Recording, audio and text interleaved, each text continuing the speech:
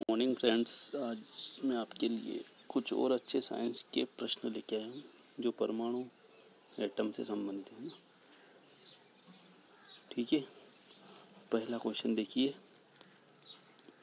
1903 में परमाणु का सिद्धांत किसने दिया था जिसके कारण हम इलेक्ट्रॉन प्रोटॉन के बारे में जानते हैं। ठीक है, ऑप्शन ए है Dalton, option B J Thomson, option C Rutherford, option D Goldstein. ठीक है, तो जे थॉमसन ने एक परमाणु मॉडल दिया था।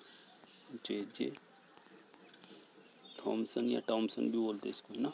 ठीक है, तो जे थॉमसन का परमाणु मॉडल 1903 में आया था जिसके द्वारा हम परमाणु के इलेक्ट्रॉन और प्रोटॉन के बारे में जानते हैं। ठीक है, तो इसका ऑप्शन बी करेक्ट होगा। नेक्स्ट क्वेश्चन देखिए, परमाणु का कौन सा मॉडल क्रिसमस पुडिंग मॉडल के समान है। ठीक है, ऑप्शन ए है Thomson model, option B Rutherford model, option C Dalton का मॉडल, ऑप्शन डी इनमें से कोई नहीं। जो थॉमसन का मॉडल है, ठीक है, थॉमसन का, उन्होंने क्या कहा था कि परमाणु की संरचना गोलाकार होती है और उसमें प्लस चार्ज और माइनस चार्ज जो इसमें बिखरे रहते हैं। ठीक है, तो एक क्रिसमस के प्लम पुडिंग के समान दिखता है। ठीक है, जिसके कारण इसको थॉमसन के मॉडल को क्रिसमस पुडिंग मॉडल समान कहा गया है। ठीक है, तो इसमें ऑप्शन ए सही होगा। नेक्स्ट क्वेश्चन देखिए, परमाणु संरचना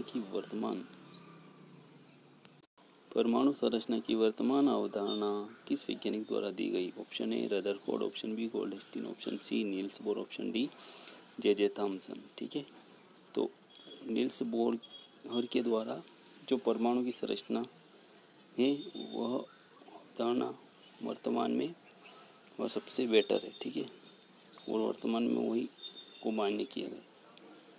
नेक्स्ट क्वेश्चन, उस परमाणु का नाम बताइए जिसके न्यूक्लियस में कोई न्यूट्रॉन नहीं होता है।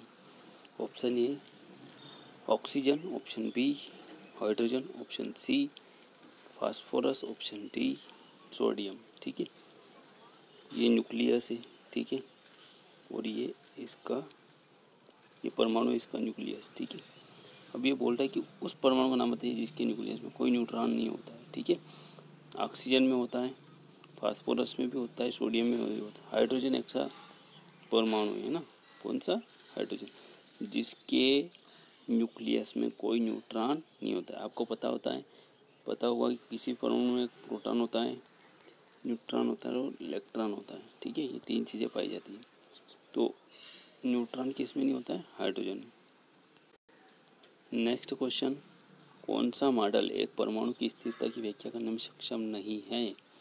Option A Bohr model, option B Rutherford model, option C Thomson का मॉडल, ऑप्शन डी इनमें से कोई नहीं। ठीक है, तो रदरफोर्ड का जो मॉडल है, ठीक है, वह परमाणु की स्थिरता की व्याख्या करने में सक्षम नहीं। ठीक है, तो इसमें आपका ऑप्शन बी सही होगा। नेक्स्ट क्वेश्चन, गोल्डस्टीन के प्रयोग के अनुसार बहुत कम दबाव में गैसों के माध्यम से उच्च वोल्टेज बिजली पारित करने पर किसकी खोज हुई। Option A electron, option B proton, option C neutron, option D nucleus और ऑप्शन डी न्यूट्रॉन। ठीक है, तो गोल्डस्टीन जो थे, ठीक है, इन्होंने प्रोटॉन की खोज की थी। किसकी खोज की, प्रोटॉन की। ठीक है, तो इसमें आपका ऑप्शन बी सही होगा। नेक्स्ट क्वेश्चन देखिए, इलेक्ट्रॉन की खोज किसने की थी। ठीक है, ऑप्शन है Niels Bohr, option B Goldstein, option C J Thomson, option D Chadwick.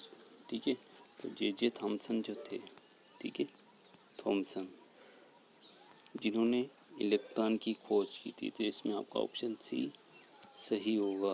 Question, 1932 में न्यूट्रॉन की खोज किसने की थी। ऑप्शन है J Thomson, option D James Chadwick, option D C Goldstein, option D Rutherford. ठीक है, तो इसमें आपका चैडविक आएगा। क्या आएगा, चैडविक, जिन्होंने न्यूट्रॉन की खोज की थी। अगला क्वेश्चन है, नील्स बोर के मॉडल के ऊपर किस मॉडल के अनुसार जब इलेक्ट्रॉन एक ही स्तर पर घूमते और परमाणु स्थिर रहता है तब इलेक्ट्रॉन की ऊर्जा में कोई परिवर्तन नहीं होता। ठीक है, मान लेते हैं ये वही परमाणु, ठीक है। अब इलेक्ट्रॉन के जो स्तर होते हैं,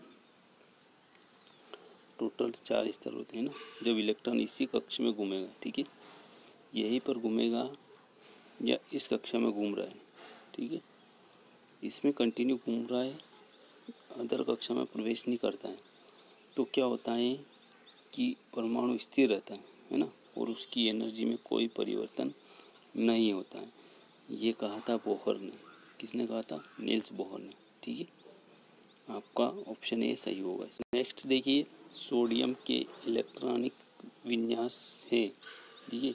सोडियम का जो इलेक्ट्रॉनिक टोटल इलेक्ट्रॉन होते हैं 11, ठीक है। इसका परमाणु संरचना बता।